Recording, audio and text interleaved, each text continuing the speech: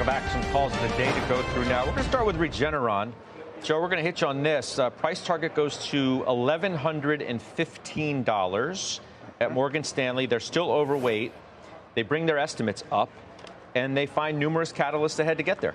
Yeah, and it's not just Morgan Stanley. It's UBS, it's Oppenheimer, it's BMO. They're all upgrading the stock, raising estimates on stock. Stock has performed remarkably well. Their optical drug, Eylea, has done phenomenal. But this is really a gross margin, free cash flow generation story, the likes of which you cannot find elsewhere in large cap biopharma. Thermo Fisher is named as a company likely to benefit from growth of GLP-1, according to Goldman Sachs. Carrie, this is your stock.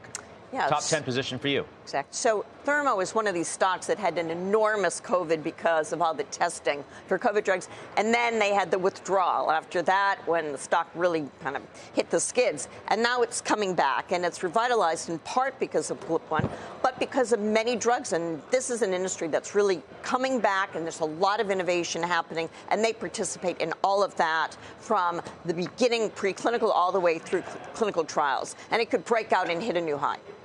Okay, let's do Darden, which was reiterated overweight at Morgan Stanley, and that is ahead of earnings next week. Price target they keep at 184. They do bring their estimates up slightly, Joe.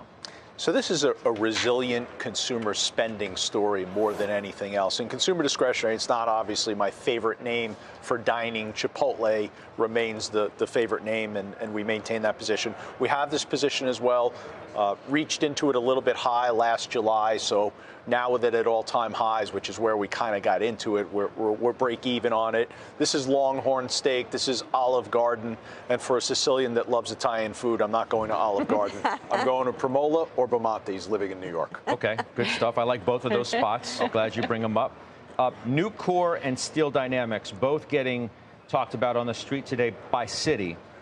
These are yours too. So Nucor price target goes to 240 from 180. They upgrade to buy from neutral. Steel Dynamics, the price target goes to 160 from 130. They reiterate a buy there. By the way, you see what's happening with U.S. Steel? Right now, stock's down by more than 7%.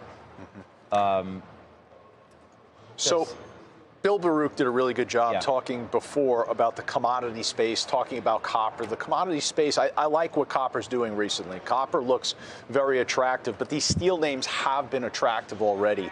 And Steel Dynamics is a remarkable story because it's really domestically oriented. All of its revenue, 100% is derived in the U.S., a very qualitative company.